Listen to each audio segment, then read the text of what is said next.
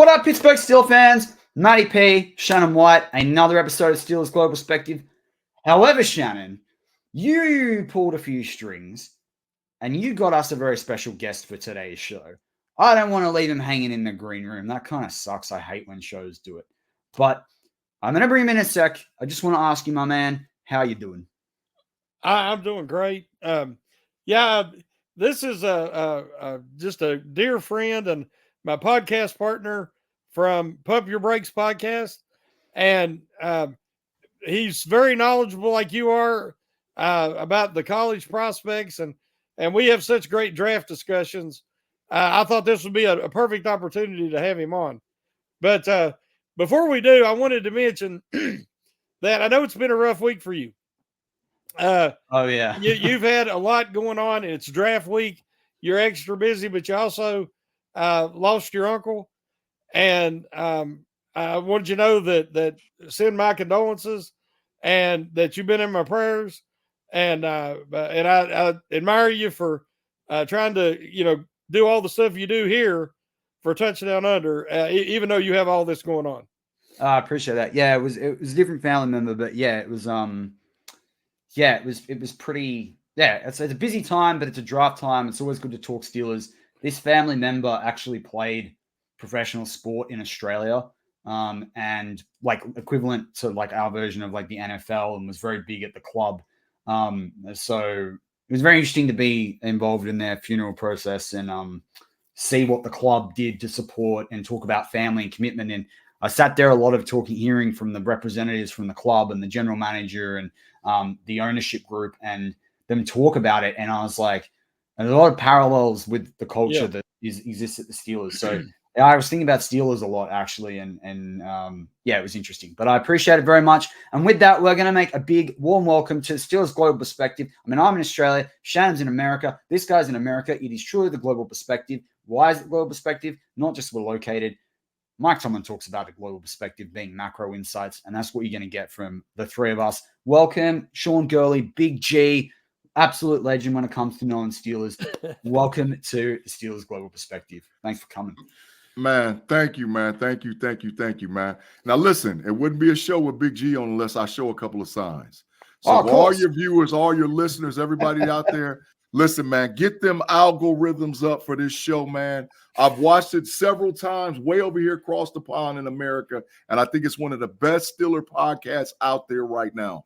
So whatever you got to do to like, subscribe, share, send it to all your friends, your family members, and let's get this Steelers Global Perspective thing jumping off for real. So I appreciate it, man.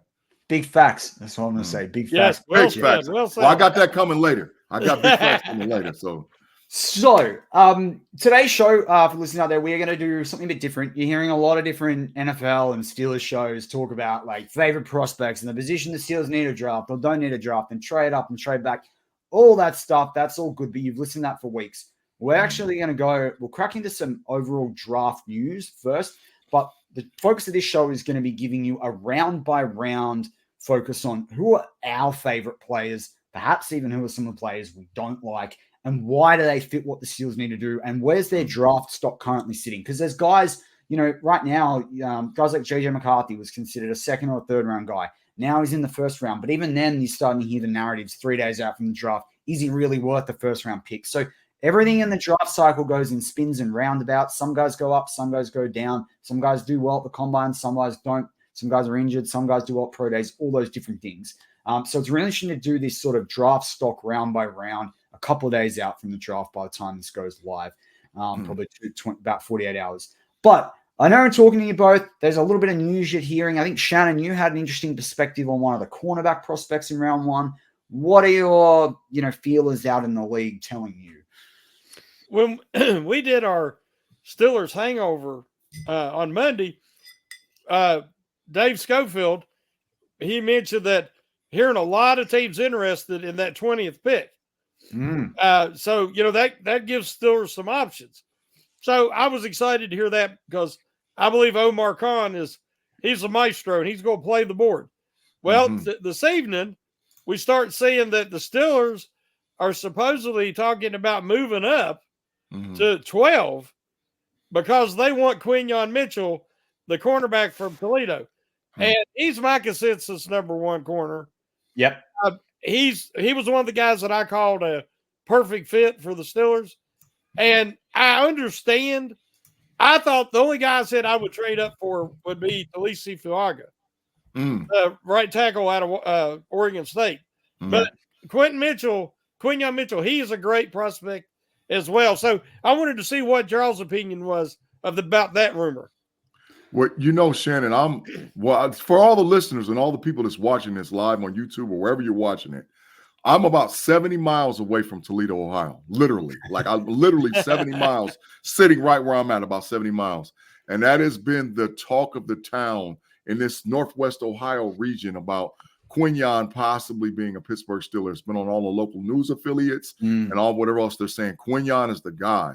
But I'm hearing also that the Steelers will be willing to trade back to pick up draft capital. I've heard legitimately that there's been talks between the Arizona Cardinals and the Pittsburgh Steelers for the Steelers to move from 20 to 27 and possibly pick up a second-round pick and a third-round pick to add to based on the depth of the draft. So like we all know, we know Khan's cooking. We just don't know what the dish is yet. Yep. So I'm anxious to see what he's going to cook, bro, because he's cooking. I like that. And because Arizona, I think, have 66 in round 2 as well. Obviously, for them to move forward, they've invested a lot of money in Kyler, right? They need to make this work, right? So, let's say they get Marvin Harrison at number 4 and they stick and pick. They get their Larry Fitzgerald hopeful 2.0.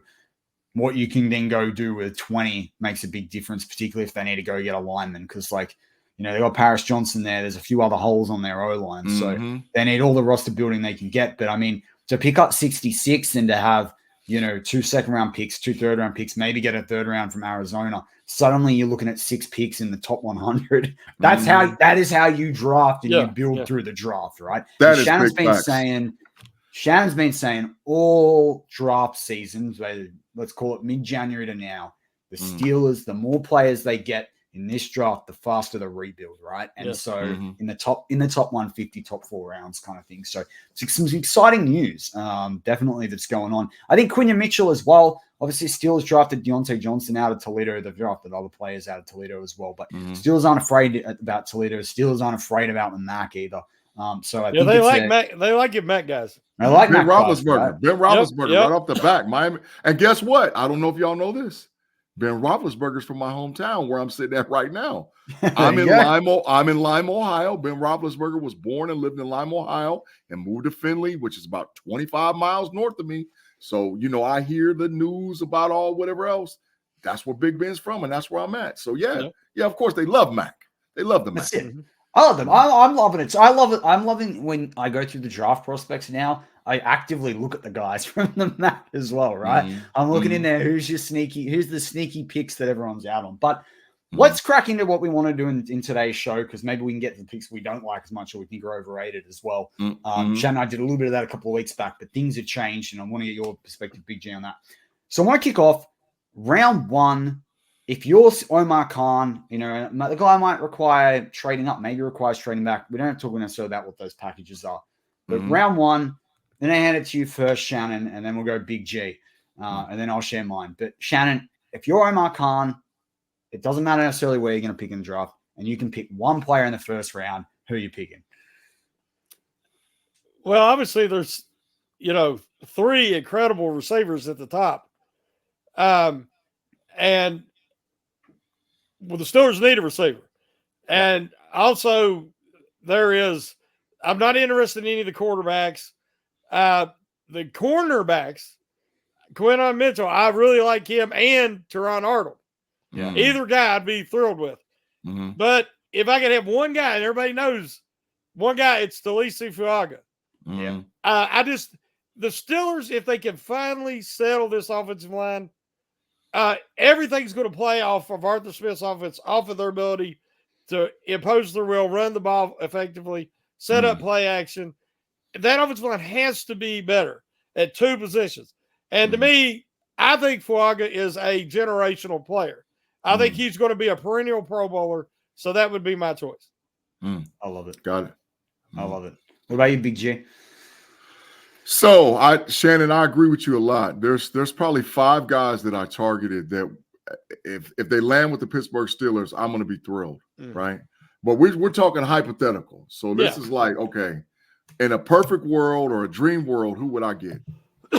Listen, man, there's a guy I've been talking about, and Shannon knows. We've been talking about this on Pump Your Brakes and all the other SCN networks. I've been talking about this for months. The guy that the Pittsburgh Steelers really need to circle and set their draft board for is Rome Odunze, wide receiver out of University of Washington. Rome Odunze is Hines Ward 2.0, but he's faster. He's more skilled catcher and more of a skilled ball catcher. But his toughness, his tenacity, his work ethic, what he does on the field, it's beyond. See, people don't understand that actually at one point at Washington, Rome was the 3rd receiver. Polk was 1. Polk was 1. McMillan was 2, and Rome was 3. Rome worked his way to that based on his work ethic out there at the University of Washington. Now he's coming back, and people are interviewing him, setting him down, and figuring out, okay, this kid is pedigree. He's from Bishop Gorman High School out in Nevada, and he's been doing his thing ever since back then. But what he had to do was kick that work ethic in early because he was with a bunch of pro guys right off the bat. So he worked his way to that number 1 guy, sort of like how Chris Olave did with the Buckeyes when they had Garrett Wilson and all that whole slew of guys.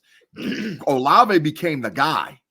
So that's what Rome has done. And his speed, his pedigree, sub 4.4, super hands. He's not going to quit. He's going to block. You pair him with Pickens, man, it's over. It's over. One thing you said that we're going to hear a lot tonight is work ethic. Everybody remember that work ethic. And that also work ethic is pre-Steelers indoctrination, like Tomlin, right? And that's what I love about it. Like the thing that stuck with me about Mike Tomlin over the last 12 months that I don't think gets enough credit. He says this all the time. He said it even when Patrick Queen signed. It's like, you've got to expect, if you're a good coach, this is like I'm summarizing a few different things he said, but as a good coach, you've got to expect that a player can get better, particularly a young player, play a mid-year career or better. So we talk about all these guys in the draft, and guys are drafted on potential. We talk about the acquisitions the Steelers make. If you're a half-decent coach, and we know Mike Tomlin, there's people out there that hate him, but he's at least, I said half-decent. You can't argue that he's half-decent, right? And then up from that, fine. That guy should be able to get the most out of a player and make that player better than what they are today. So it's tough because you both mentioned my number 1 and 2 guys in this draft. Number one guy at need is Fuaga. Remember, Shannon, we talked about, was telling you about him in January. Dunze is my favorite wide receiver in this draft. Big G, I remember when I was able to be a guest on your show, you guys talking about him. I even delved even closer to him. Then I love what he did at the combine, where he hung back and did that drill until he did it right. That's what I want to see. I want a guy that practices like that. Because you know what? In the 3rd quarter of divisional round, when it's rain and snow or whatever it is, that's when that work ethic shows up. That's when that guy catches a ball that no one else expects to get. When you don't get a do-over. Yeah, exactly. You don't get to over then. But I'd rather him do it 59 times in practice and he get it once right, if that means on the field that he gets it right perfectly, right? Yes. So it's really hard for me outside of that. I think because I would trade up to get Fuaga, I would trade up to get a Dunze, I would trade up higher to get a Dunze than I would Fuaga. If I lean between those 2 guys, I probably lean a Dunze only because there's other tackle prospects in this draft. There's not other wide receivers. There's guys in the 2nd round. But I just think a Dunze is so far ahead of, I like him. I like him better for the Steelers than Malik Neighbors. I think, Harrison's an excellent player, but I don't think the gap between him and a Dunze is as big as what people make out. But you're going to be able to get him way earlier than Marvin Harrison. If the Steelers are sitting where they're at now and the tackles go and the wide receivers go, because the wide receivers will go before the tackles, a lot of people don't like the whole idea of moving him to center. I like the idea of bringing a guy that can play 5 spots. I do like Graham Barton, but big facts. I wouldn't pick him over Fuaga and a Dunze. So that's my challenge. I agree, totality, man. That's big facts because Barton can play. He can flip and play any spot. He's played probably all of them. The adjustment aspect will be, can he pick up NFL lingo from the center position? But now, listen, I just did a podcast a little while ago with KT Smith, and we were talking about, I bet KT likes him. Knowing KT, I bet KT. Watching all 22 film on Patreon and all whatever else. He was like, dude, how much film have you watched on him? And I was like, man, and I got to telling him, he was like, gee, you're seeing the same thing I'm seeing, man. He was like, this kid is a 10 to 12 year starter, and he's got some Pro Bowl in him. I said, I know, because he makes guys. The game film I want anybody to watch Patreon that's a Steelers fan, go back and watch the Florida State film when he was against the Curse kid and against that Fisk kid.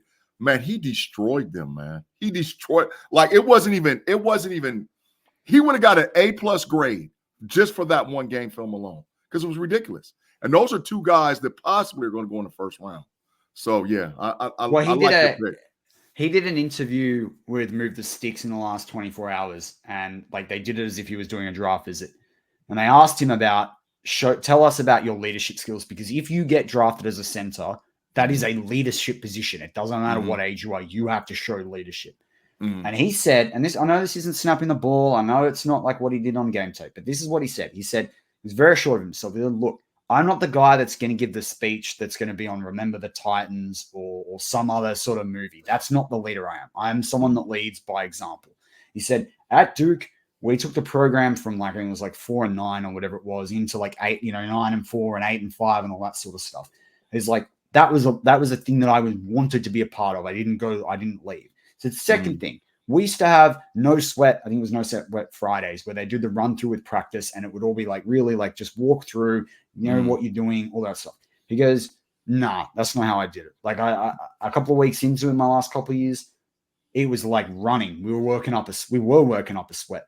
By week 4, 5, or 6, half the offensive line working up a sweat. By week 8 to 10 of the season, most of the team working up a sweat. So it's like people are following and learning from me, and that's my style of leadership. I just sit here and talk about it. I'm like, man, that's such a Steelers culture fit right there. You know, like you're just hearing him talk. You're like, that's a Pittsburgh Steeler. Like, work ethic. Yeah. Shannon said it already. That's what you're going to hear. So yeah, big facts, man. Absolutely. Right. We're gonna flip the script. Big G, second round player. Who's your dude? Shannon. Chris Jenkins, man, University of Michigan defensive tackle, man. I mean, listen, man. Listen, it might be Big Ten bias and all whatever else, man, but I love film. I literally love film. I watch film like a coach. That's what I do. Yeah. Even in my spare time, I'll fall asleep watching film, right? And I have watched probably more film on Chris Jenkins than any player in this year's draft. And every time I get him on film, he pops off the film. In today's football, modern football, even though the Steelers play a 3-4 defense, Chris Jenkins is a guy that can play all three spots. He can play nose tackle. He can play DN that slits between the tackle and the guard on both sides of the ball. And he's strong enough to where he can be your run stopper, but you better not sleep on him getting to the quarterback. So you can line this guy up with Highsmith on one side, Watt on the other side. Who you going to double team? You can't. And there's not, and I'm telling you, there might be 6 guys in the NFL that can block him one-on-one. There may be, and I'm pushing it. There might be like Trent Williams, and then I'm like, maybe Sewell, that man. I'm like, oh, he can take them all. He can take them all. Go back and look at the film of what he did the last 2 years at Michigan. He's probably, outside of Hutchinson, the best defensive line prospect I've ever seen come out of Michigan. Wow. That's it. So I guess there's 2 knocks on him right now. Is one, didn't have as awesome a combine as what a lot of people were hoping for. And 2, I've seen people question the production or the consistency of the production. You talked a lot about tape. Obviously, the tape's a big defense to those 2 knocks on him. Is there anything else you'd tell a fan out there that's like not necessarily like high on Chris Jenkins? Well, this is the thing. The way out is this. We got our center already. There's a tackle maybe in the second round. There's a lot of talk about wide receiver. So do you take, is there a guy like Ricky Passow or Xavier Legette there versus Chris Jenkins? I like to build in the trenches. And that's what I think that the Steelers are going to do. They're going to follow the Detroit Lions draft board and build through the trenches, because that's what the Lions did. And then they added the skill. So you build in the trenches to build up, because you got plenty of skill work are going on already with what you currently have on your roster. So give me Jenkins. And listen, Hayward ain't getting no young in the tooth now. You know, it ain't like Hayward got maybe one more year, bro, maybe 2 at max. You got to get his replacement. So let's go get him now. So that's why I like Jenkins at 2. I like the thinking. I don't know how. I don't know. Chris Jenkins is a guy, a bit of a question mark. He'll go in round 2. I think he's worth around 2, but like I wonder where in day 2. Shannon, thoughts on your second round guy? Well, in my scenario, we do not have a center already. True. And I want Zach Frazier from WVU. If you said anything else, I'd call you a liar. Yes. I want to explain, just like Big G was talking about, or you mentioned that Jenkins didn't score as high at the combine as maybe he'd like to. When you're talking about Zach Frazier, you're looking at the complete package. Mm-hmm. You're looking at the athlete. You're looking at the man. You're looking at the character. You're looking at the work ethic. You're going to look at an academic All-American every year. Mm-hmm. You're going to look at a guy who won the Hustle Award. It's got a name. He won it every year for doing the most in the weight room. Mm-hmm. The guy is married, has a child. He's a grown man.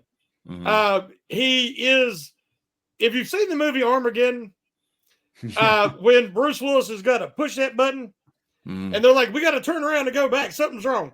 And Ben Affleck's like, just wait. And they're like, why are you waiting? How do you know? And he says, he won't fail. And he says, well, how do you know? And he says, because you don't know how. Zach Frazier, you put any challenge in front of him, and he will overcome it. If he goes up against the guy that has better power than him, he will adjust his technique. And he will, I've seen him ride a guy that got immediate advantage on him, got leverage, pushed him back. And then, he pushed him all the way back.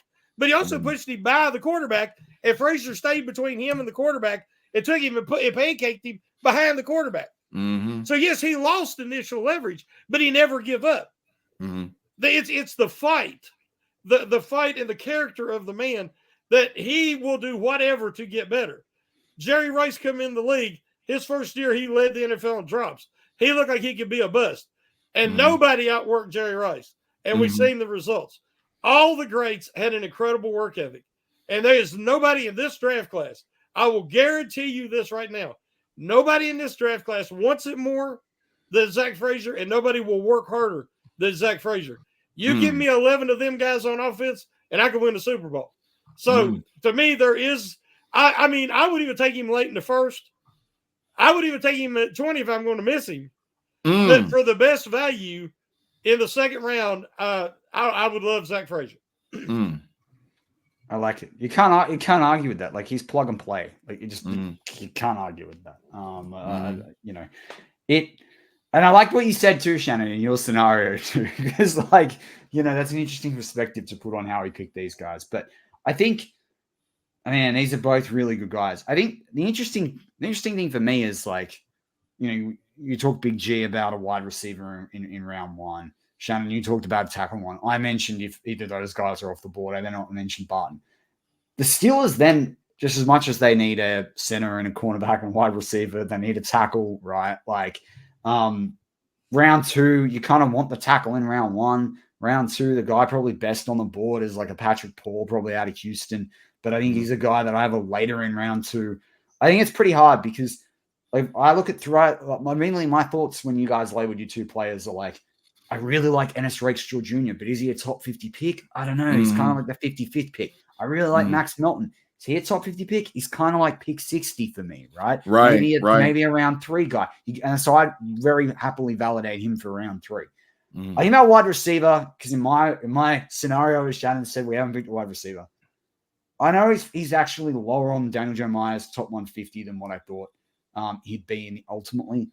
But man, I think about what the Steelers are doing, and they need a guy to just do the dirty work and to block and to be a gun slot player so Pickens can do his work on the outside. And I think about Arthur Smith offense. I think about a guy that he can learn off, a guy that would be really good if they do go down the Fields route ultimately rather than Wilson. And Malachi Corley, man. Yeah. I just the production, the running back in the wide receiver body. it's just a lock. Like, you know, we thought Juju was good as a second round pick. Corley's going to be better as a second round pick. I fear because I think another AFC North team might look at him and go, heck, freaking yeah. I mean, imagine if a team like the Ravens got him. Yeah. Holy cow, right? Yeah. So slotting him up between two tight ends is very hard to go against cornerback. But yeah, I got to go Malachi Corley. I got to stick and pick to a guy that I've loved since like day one of the draft process. You know, Corley is comp is Deebo Samuel, right? I don't know if you knew that or not. Yeah, I did. Yeah. That's his comp. So, like, yeah, that makes all the sense in the world. All the sense. And you get a Corley, you don't. Yeah, you just solve a bunch of problems. Like, it's just pick and stick. All right, Shannon. I want to go round 3. Who's your round 3 dude? Well, in my scenario, we got Fuaga, and then we got Frazier. And so I'm trying to think who would be, you know, maybe they're available in round 3. So now there's a couple ways I could go. I don't know if Brandon Fisk would be there. They got 2 third-round picks.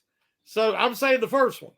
I don't know if he will be there. Maybe. The slot corner out of Michigan, I think he might be early third. How do you say it? Sainstrel. Mark Sainstrel. But I'm going to say Max Milton, the cornerback out of Rutgers. I'm not going to argue with that one. Now, the reason why is because he has the physical build, the strength, the tenacity, the short-term memory loss that you have to be a cornerback. You have to be willing to come up and stick your nose in the pile and hit somebody. Because you play for the Steelers, you're going to be tackling. Joey Porter Jr. had to learn that. But he got better as the year went on. Max Melton already knows it. Max will come up and lay a lick on you. And I think they have him because he can press and he can play zone. Because he's got excellent speed and he's kind of quick twitch. He can break. I was about to say he's a really twitchy player, right? So with my first third, I think I'd have to lean with Melton. So we got 2 third-round picks, right? We got 2, right? I got 2 guys. All right. So I went with the wide receiver, you know, at the first. And the second, I told you I went defense. So we have a need at center. I like Cedric Van Pan Granger in the third round at center. I'm down for the Georgia Bulldogs. That's my first guy. I think Cedric would come in and he gives you the same. In my opinion, he should have a better grade than Powers Johnson. He should have a better grade than Powers Johnson. Me too. And he's played his snaps. He's played the most amount of snaps as core center, like as a core center. Yeah. And he's been a starter at Georgia for 3 years. So it's not like he's like been sitting on the bench. He's been starting. And that's SEC football is different for, you know, all the people that's listening. Oh, yeah. You know, SEC football, SEC and Big Ten football is different. Yep. So SEC football with him as being a starter. And if you love Jones, you're going to get that same tenacity from a center standpoint. Now, people knock him because they talk about his arms and all whatever else. All you got to do is just go back and look at his ability to hold the point of attack, his ability to get to the second level of the defense and block because he's got the feet. That's what you need from your center. Your center might mess around and pull. You know, he's got to get around the edge and he get to the second level, get to a linebacker and smack him, meet him in the hole and knock him down. That's what you want. You just don't want a guy to get in the way. So that's why I like Cedric Van Pan Granger at center. I love Zach Frazier. I love the kid out of Duke. I love him too. But I think Van Pan Granger fits the Steelers' need at center. My second guy. No, can you jump to the second guy? You can jump to the second guy. I didn't jump to the second guy. Junior Colston. That was my dude. That's what I was linebacker, University. We was all thinking that. Junior Colston. I didn't want him to jump. Junior Colston was going to be my second, third round guy. Junior Colston, man. Consensus. Now listen, I like Peyton Wilson. I think Peyton Wilson could be in the second, but I don't think you can get him in the third. No. I like Jeremiah Trotter Jr., but if you comparing apples to apples and you go Jeremiah Trotter Jr. versus Junior Colston, it's not even close. No. And I know the Steelers family loves the pedigree. Jeremiah Trotter's father played in the NFL, just like Joey Porter Jr.'s father played in the league. But bro, Junior Colston's special. So and I'm in my mind, I'm like, okay, we got Watt, Colston, Patrick Queen, Highsmith. Oh, we have the best linebacker room in the NFL. And Colston and Queen would be interchangeable. Of course, one would have the green dot and one wouldn't. But as far as scheme, you could blitz Colston, you could lay him back, and I could actually see Queen becoming more like a Roquan Smith guy, for like how the Ravens had him, and then Queen become the guy that Queen's the guy that plays the Roquan Smith role, and then Colston is the role of Queen. Get to the quarterback, blitz the quarterback, drop you back in coverage, make all kind of big plays all over the place. Because honestly, that's how Queen got his payday. You bring a Roquan Smith and Queen and pair them up. So now I'm thinking in my mind, okay, let's do the same thing that Baltimore did. Colston with Patrick Queen. That's just my thoughts, bro. I for the rest of this podcast, I'm going to participate under protest. Big G cheated. He took that order. He did both picks, and now he took one of the guys I want. So the rest of the show is under protest, and it will be, there will be brought up to the league. Shannon, Big G took the Omar Khan approach, not the Kevin Colbert approach, and thought big facts. Yeah. Well, now I get to that's make how it works. I get to make my second, or are you gonna make your first, Matty? I'll let you pick let you pick your second, and then I'll get the short straw again, because you're going to do both. That's my thing. But I will just say this: the reason I like this, and the reason I've talked about this on a couple of podcasts now, Shannon knows this, but I'll say it again, is that the idea of getting Colson in the third, people don't think linebacker they need to draft him in the third. There's a couple of reasons why. Holcomb's not going to be ready for the first few weeks of the season. Landon Roberts has got 1 to 2 years left, and even then, if we can make Holcomb and him over time the best dual third in the depth chart linebackers in the league, big win. But you get cheaper for the next, I know Queen's on 3-year deal, but the next feasibly 4 or 5 years, you can, because if you extend Queen by a year or two late in, you lock up middle linebacker for like $15 to $17 million for literally the next 4 years. That is going to be pennies on the dollar for what could be the best linebacking core in the AFC, definitely, and the best linebacking core potentially in the NFL. I freaking love it, man. Is it me yet? Yeah, now you're in a protest. You're in a protest. Well, I've been thinking about guys like Mason Smith, but I don't like his motor a lot for defensive line. Guys like Jenkins, I do like. He's long gone. With my second pick, we need a wide receiver. Second pick in the third round. Yeah, we need a wide receiver, but the guys that I liked are all going to be gone. So I'm taking Jeremiah Trotter. Oh, and here's why. I was not excited about his size. The Big G loved him from the beginning, and I wasn't excited about his size. But then I started watching him this past week more, just in regular game. And he does something that you hardly ever see. And I'm talking about Mike Singletary and other guys that are a little smaller. Watch Trotter, like a split second before impact, he explodes.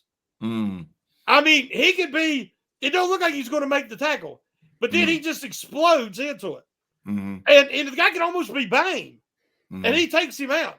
And he's a hitter, and he has no fear. That's what he should be. He should have no fear on his jersey somewhere, because the dude is a hitter. He's always aggressive, and he has that quick twitch explosion right before impact. So in my board, I think Colson will be gone before this. I think that Trotter will be there. So Trotter's my second guy. I like it. I like it a lot, bro. Well, I'm left holding the bag. But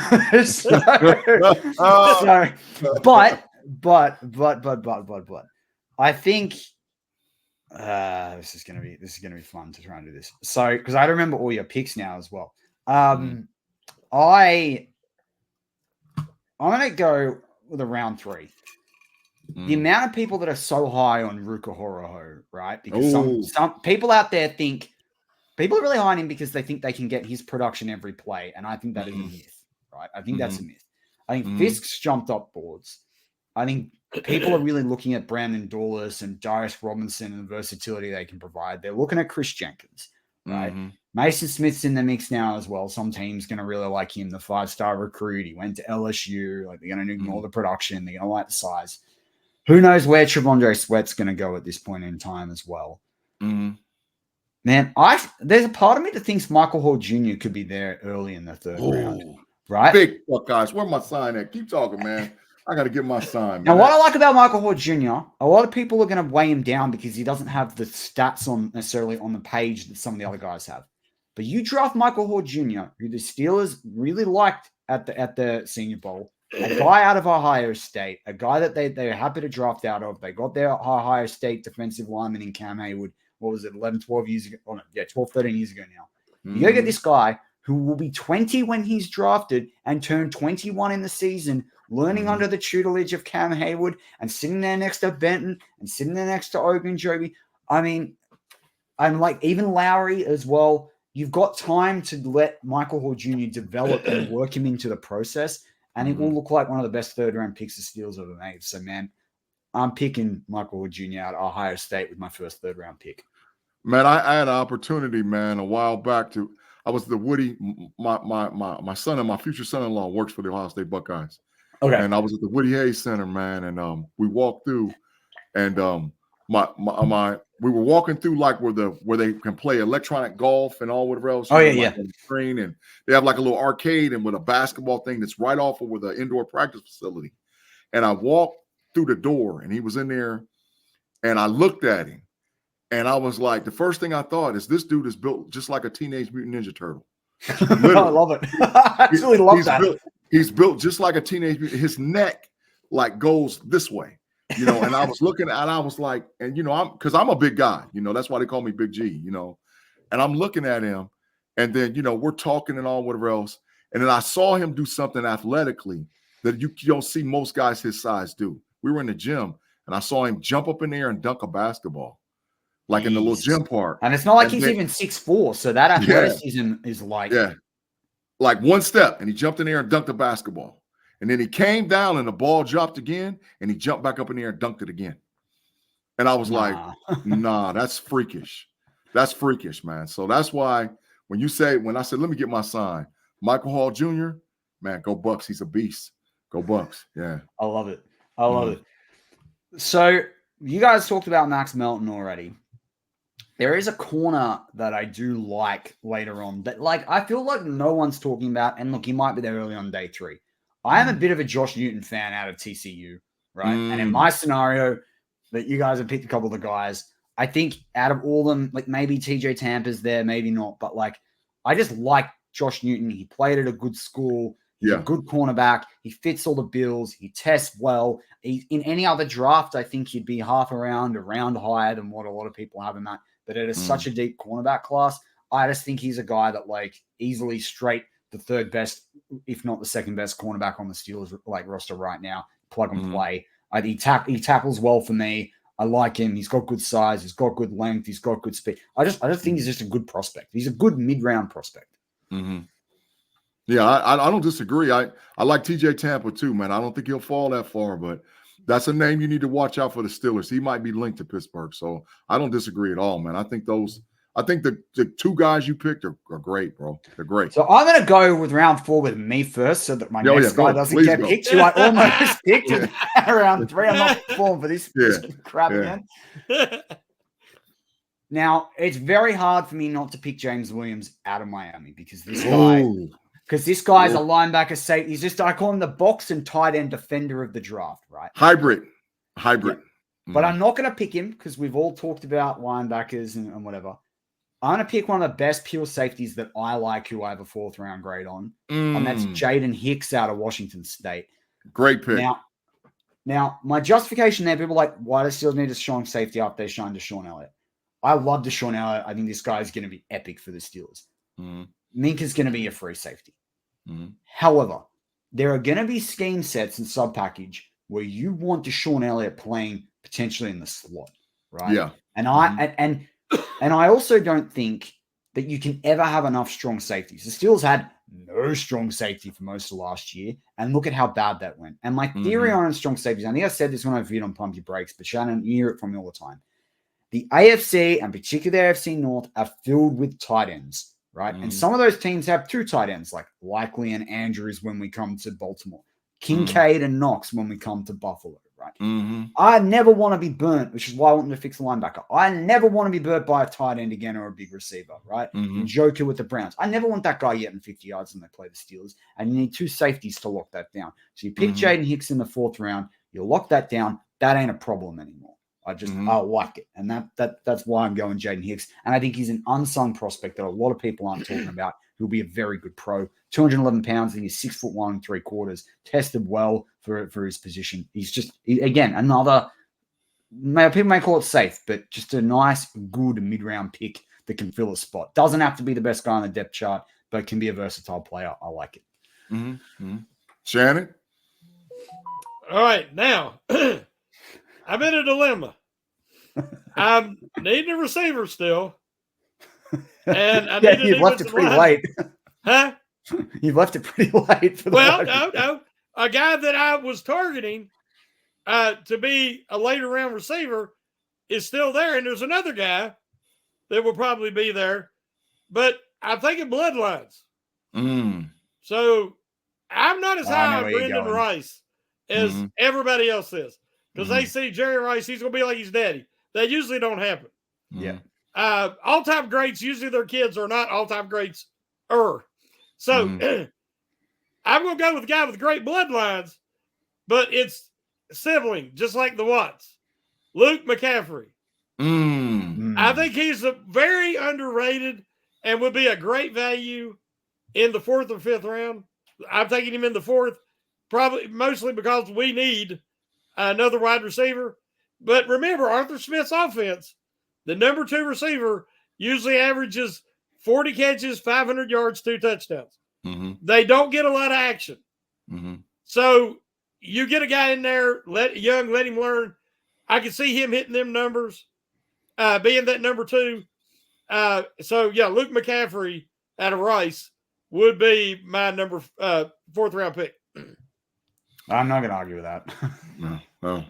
So I built my team different. Like I said, I went wide receiver and defensive tackle in the 2nd, and then I went the linebacker with the 1 pick, and so I got a center and Von Granger. So I think that the biggest depth, in my opinion, because this is one of the deepest drafts you'll see probably for the next 10 years, right? Yeah. But I think the biggest depth in this draft is offensive line.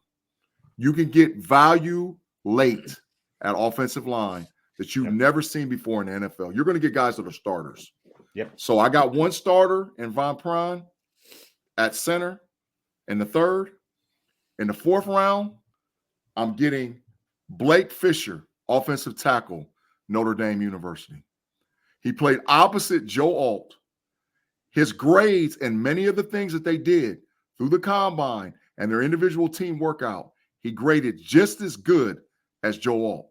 People are talking about Joe Alt's going to be an all-time Hall of Fame offensive tackle. People are saying that. I know. It was interesting because Greg Cosell came out this week and he was like, actually, Joe Alt's got a lot of technique issues for the pros. Joe Alt, he's not good in the run, as good in the run game as people make out to be. Like, that's going to, it is. So Blake Fisher was better in the run game than Joe Alt was. Go back and look at most of Estime's run when he broke. Estime did not break. A lot of people think he broke in between the tackles. And Estime's a big guy. Estime broke running behind Fisher. That's where he broke. Go back and watch the tape. Yeah. I think out of all the Notre Dame offensive linemen, he's the nastiest one. And he has the highest work ethic because Alt's always got all the show. Also on the left, he's on the right. Right? Do you think he'll be there in round 4 though? Like, absolutely. You right? Yeah, I think he's like you don't need to go round 3. No, he's like the 16th or 17th ranked tackle, and this as far as depth, So, but I think you'll find value in Fisher in the 4th round, and it might be a guy that the Steelers might want to say, okay, we're going to trade up to get him. I would trade up a pick or 2 to if I had a guy designated, And that's going to be the theme on all the shows you're going to see me on. Stick with your draft board. Forget what everybody else is talking about. Yeah. Get the guys you want. I think Fisher fits, and I think he's a Steeler, and I think you can get him late, where that way you can spend your early draft capital like you need guys to hit it out of the park. The next rounds are guys that you need that are starters, and I think Fisher would be. I would love to have Van Pran Granger at starting center and Fisher at right tackle. Hey, we're set. I ain't got to worry about nothing else. We're good. We're good. So that's why I like Fisher at that position. Nice. Shannon. So I already made the fourth round. We're round 6 We're going to now? move again. We're going to round 6. So now we're in the 6th. Mm-hmm. And there's 2 6, and that's it, right? Yeah, but we're going to go one by one this time. We're going to learn. All right, yeah, you listen to that, Big G. We're going to go one by one. Okay. I got you. Now, I've actually got 2 guys. I don't think that one of them will be here. Yeah. But I'm going to gamble and say that he will because he's from a small school. Yep. But I'm taking Christian Boyd. Oh. Now, he come in for a official visit with the Steelers, and he's a defensive tackle, and I can't remember. He's from Northern Iowa. Yeah, University of Northern Iowa. Yeah, and Kurt the Warner Steelers School. really like him because he moves people. Mm-hmm. He has a great anchor, but he also has a little quicks, and they think that he's underdeveloped and that he could be even a better pass rusher. So I'm going to say Christian Boyd. I know I'm not doing a lot of this in spirit of it because I'm trying to keep it realistic. Yeah. I've already got a kind of a board in my mind. Mm-hmm. But yeah, Christian Boyd, defensive tackle, would be my first 6th-round guy. Interesting. I'm really not on the Boyd train. I think this is one of the first prospects the whole draft process that we are like polar opposite on. I'm doing a similar thinking to Big G though that you said, and I don't think he'll be here. I really don't. I think he'll be drafted way ahead of this. Where we'll see. But I'm very high on the Christian Jones out of Texas train as a Longhorns fan. You look at the big plays they break. I mean, I think he's one of the best pure right tackle prospects in the entire draft. He doesn't have a day 1 grade on him. Maybe in the right scheme, the late day 2, but he's a very early day 3 guy, and he's a guy that's got experience both sides, much more as a right tackle. I can do this. Having watched tape, that guy can play right tackle well enough. Better than left. Dan Moore can play left tackle, which means you can move Broderick to the left, which has to be the objective if the Steelers draft a tackle this draft. Yeah, I'm doing it, Christian Jones, and I can trust it. Game in, game out. So that's my pick with that first 6th-round pick. And I think on a lot of draft boards he's about 180 anyway right now. So it fits at 178. Yeah. All right. So I got a guy. I don't know if y'all know. I know Shannon though because I've been telling Shannon about this guy for weeks. Right. There's a cornerback. Out of Ferris State University. Okay. His name is Shawn Stevens, cornerback. Shawn Stevens, look him up. It's a bloodline thing. I'm gonna tell you a secret. He's Joey Porter Jr.'s first cousin. No way. Joey Porter Sr. is his uncle. The reason why he had to go to a smaller school is because he was little coming out of high school. Well, guess what happened with him being at Ferris State University? He grew. But some guys do. Some guys he grow. 6'1" or 2", or is he 5'11" like they're listing? So his actual measurement was 5'11" and 3/4. He's almost 6 foot tall. Okay. But he's 203 pounds. Oh, and his arms are longer than Joey Porter Jr.'s. He has longer arms. And he's a press corner cover. That's what he does. And he can play in the slot on the third receiver in the slot. His arms is longer than Joey P. His arms are longer than Joey P. What has he got, orangutan arms? I was about to say that technically makes him an ape by definition. That's what I'm saying, man. His arms is like. There's an actual video out there where they have them two and they're playing around with each other, and he's like, "Dude, my arms are longer than yours," and all what else because he grew. He grew. It's a miracle sometimes when you go to college and you work on your body and you do the things that's necessary in order for you to get to that next level. And he was one of those kids, and this is why I like him even more. He had an opportunity to jump to a bigger school. He said, Ferris State believed in me from the beginning. I'm going to finish what I do at Ferris State University. Like so I was like, oh, yeah. But then, like, I started watching the tape. Oh, he's a stud. He definitely could play. So you could go Jackson at the one corner, JPJ at the other corner, and put him on the slot. Or if you want to go Trice at one corner or Rush on one corner, I don't care how you want to do it. This kid's a chess piece. And he did something else at Ferris State too. He was a gunner on special teams. Oh, go back and look, I like that. Go back and we look need at a gun him. up. We need a gun and no Boykin. He was a gunner. And how you a starter? You was first team all conference or first team all American at that division, and you were a gunner on special teams. You got a heck of a work ethic. So give me Sean Stevens, man, cornerback, Ferris State University. I love it. I love it there. I would love to say that my last 6-round guy is Gabe Hall, but he ain't going to be there. Gabe Hall is one of my favorite pure 3-4 defensive tackles in this draft on day 3. I think he's tremendous value, even fitting what the Steelers do. But I already picked a defensive tackle there.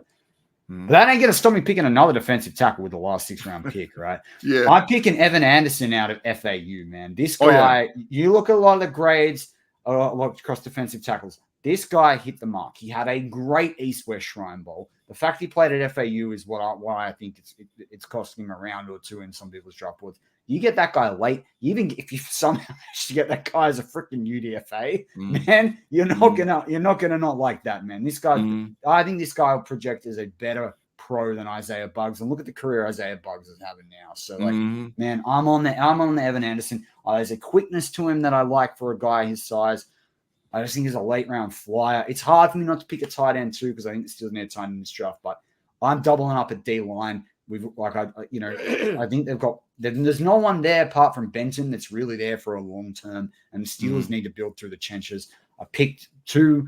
At this point, I will have picked 2 defensive linemen, 2 offensive linemen. I like that. As I said last year before the draft, my theme for the Steelers until they finish their rebuild is trenchy, not trendy, and that's the way I'm sticking with these draft prospects. Shannon? So we're starting with the second 6-round guy. Yep. Now, Gabe Hall was, me and you talked about it. That was the target in the late with the last pick. But you say you don't think you'd be there. So I'm going to, avoid that. I did take a defensive tackle. I was going to say Mason McCormick out of South Dakota State. Oh, yeah. Who's a very versatile, but he's FDA, but he's not FDA. What is it? FBS. Yeah. FBS. FCS, yeah. And so being from a small school, but his athletic profile, he scored, his RAS score was like 9.9 or 9.85. It was up there. The guy is very big. He's very athletic, and he's versatile. Mainly interior, but he can play a little tackle. But again, I think he's going to be gone because he's not really a secret now. The last couple of weeks, he's really coming out.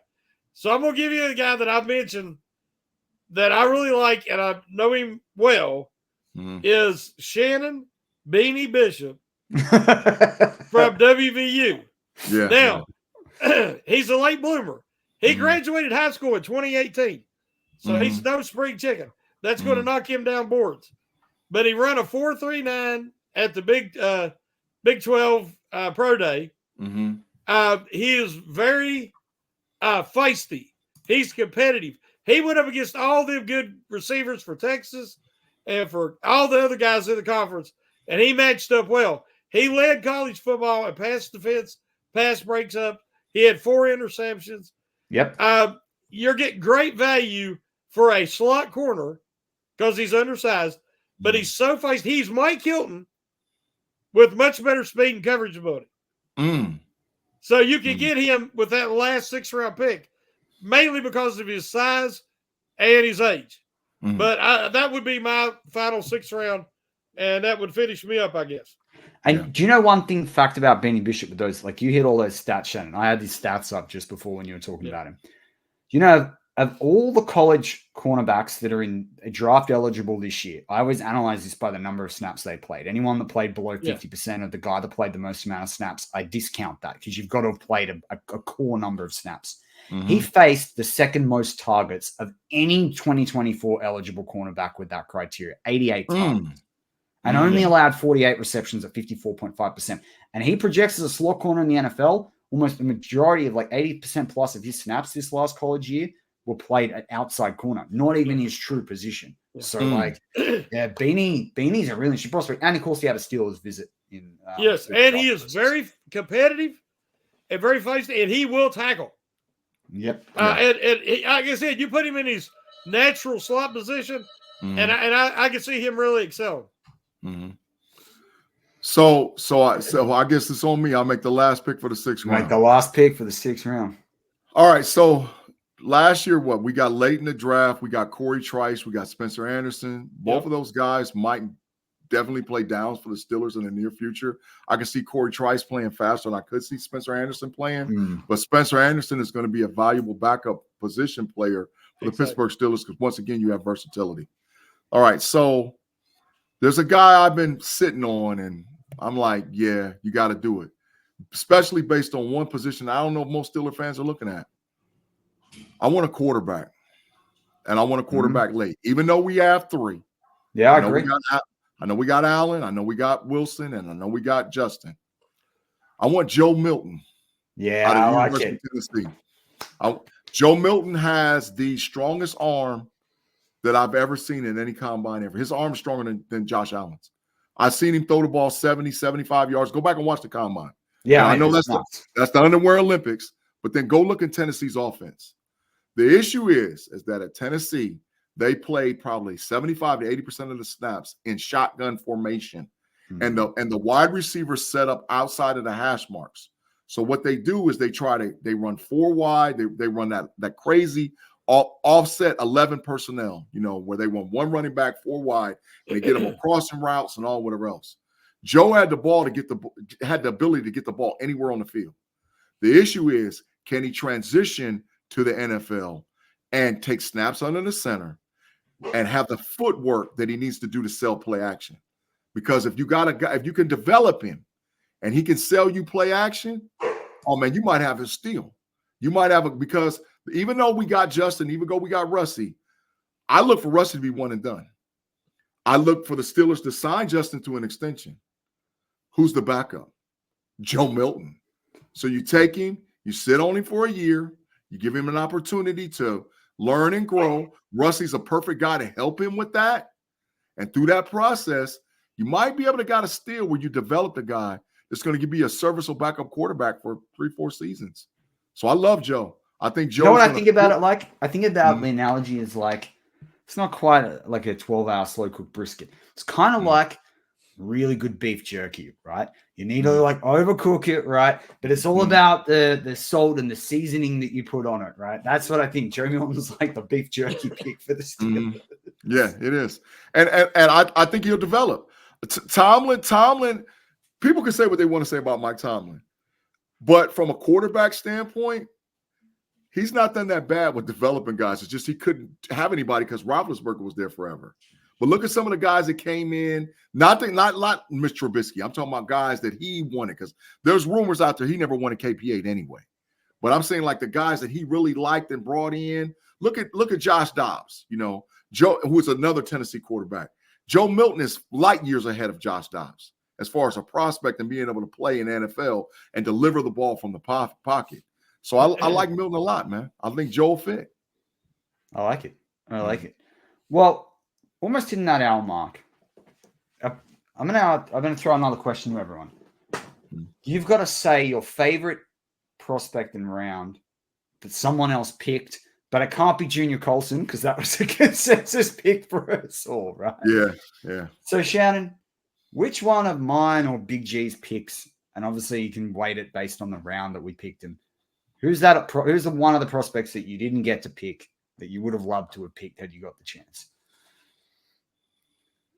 This is like think about it like this. It's like your Mike Tomlin and they've entered free agency and you're going and grabbing them after 4 years of experience. Yeah, the problem is I'm an old man.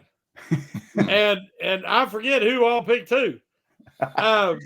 Just say the name. Oh no. But no, I guess that I know I talked about Quinyon Mitchell. But Fuaga was my guy. I don't know if anybody took Mitchell or not. No, I think we ended up taking him. In the end. So in my book, I would have to go Aduze. Because you're getting all three of the top guys at receiver could be, that special Pro Bowl level talent multi-years. Mm-hmm. And as Big G said, I do agree. I've been more impressed. The thing that impressed me most about Roman Aduze is, again, his attitude and his work ethic, which I've mentioned with every guy. But that work ethic, and that's why he keeps getting better. And he's a team first guy. I don't want guys that's worrying about padding stats. We already had Deontay Johnson. I want a guy that we need 2 yards to get a first down. He's got to run through 2 defenders. He gets you 3 yards. I want that guy that'll do whatever it takes to win the game and is a team first guy. So I'd have to say Aduze. I like it. How about you, Big G? Well, I've been saying in a dream scenario 2 months ago or 2.5 months ago, when we started on Pump Your Brakes as far as linebacker to pair up. Shannon, remember I said Patrick Queen and Jeremiah Trotter Jr. in a dream world. And people I didn't like him then. People were like, that's crazy. Well, we got Queen. Let's go get the other guy. Give me Jeremiah Trotter Jr. to pair up with Patrick Queen, man. And then we're good. We're good. You did exactly what I thought you should do as a Pittsburgh Steelers organization and bring in a guy that I think is going to be an 8 to 10 year starter, and his ceiling is so high, man, as far as being able to come into Pittsburgh and learn that 3-4 gritty defense, man. I got to have Jeremiah Trotter Jr. Got to have him. I like it. It's hard for me to go past Luke McCaffrey because I think he's going to be really good value late. And I think the Steelers, while it's lovely to get like a 1B or a 2A versus a 2B, 3A, I do think about the Arthur Smith insight. And I think it's something that I was glad that one of the media asked a question of Mike Tomlin and Omar Khan in their conferences. How has Arthur Smith been involved in the draft process? Because a new OC would obviously change that. But I am going to look past Luke McCaffrey with that pick. I'm going to go to one of your other picks, Shannon, in Max Melton. There you go. Max Melton next to Joey Porter Jr. Back-to-back drafts, starting corners, cheap at an expensive position, which is also why I like the idea of a wide receiver outside of round 1. And when we talk about cost, it's not just the cost you're paying him if you're a top 10 pick and a Dunze. And I think he's worth the cost, but you're giving up draft capital. Don't have to give up draft capital necessarily, or maybe you're moving a late pick to move up and around to get him.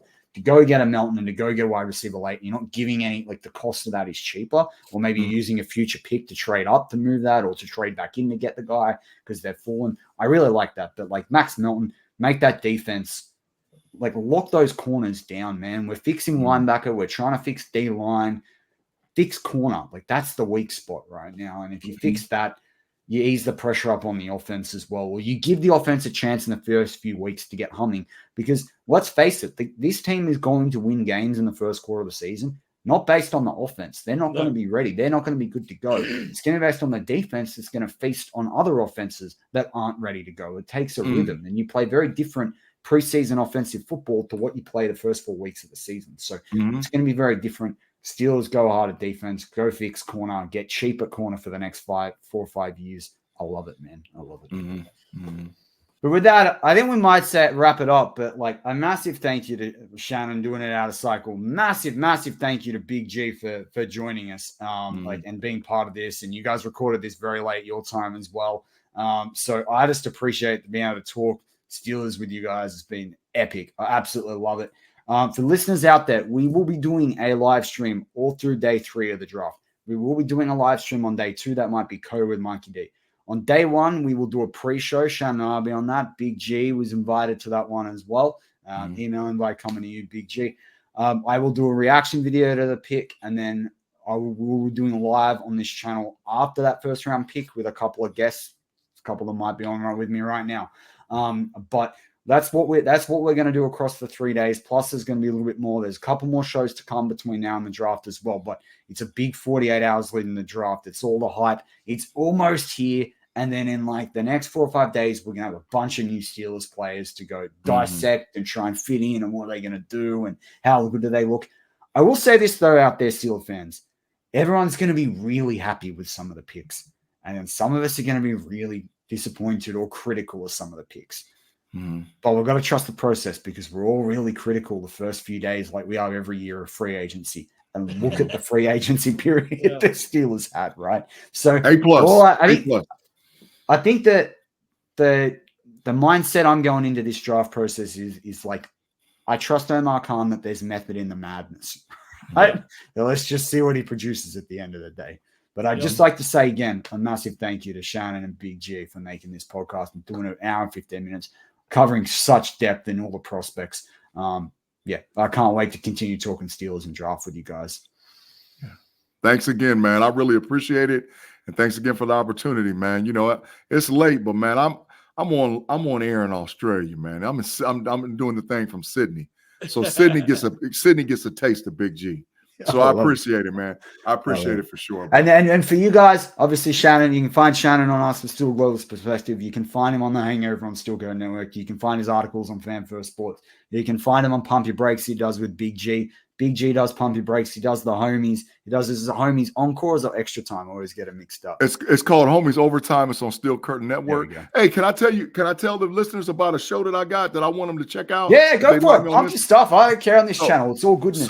So how I got in the podcast game was, man, a while back, me and my brother and a close friend of mine started this show called the Know It Alls Podcast. It's spelled KNO capital ITALLZ podcast. It is on Chilltown Network and Chilltown Productions from a video standpoint, but you can go to YouTube. We are live every Sunday at 6:00. Please come and check us out. And if you like what you saw here out of me, the shenanigans begin over there on the Know It Alls podcast. So that got me spread out to all these other different things that I'm doing. And I'm always going to give a rep about home base. So, man, please check me out on the Know It Alls podcast every week, Sundays at 6 p.m. I've listened to it before. Absolutely good stuff. You guys all have to listen to it too. So with that, we're going to wrap it up. As always, go Steelers.